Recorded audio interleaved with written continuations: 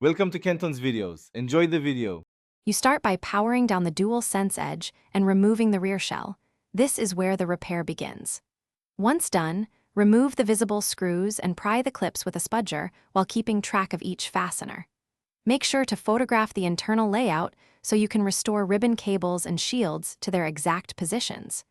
You'll also ground yourself to avoid ESD and lay out tools within easy reach. This prevents fumbling once you expose the charging port assembly. You now access the charging port board and desolder the old connector. Heat each pad just long enough to lift the port, using wick to remove excess solder. Once removed, position the replacement USB-C connector precisely.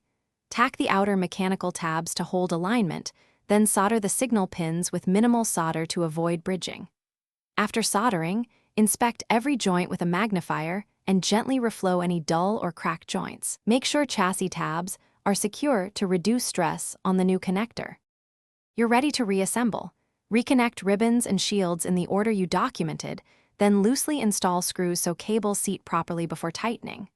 Once assembled enough to test, plug in a known good USB-C cable and verify the charge LED and controller response.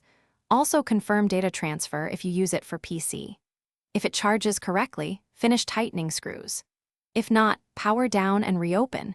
Reinspect solder joints. Measure 5V and ground continuity, and ensure the port is mechanically seated. That troubleshooting step fixes most remaining issues. Thanks for watching. Consider subscribing if we helped you.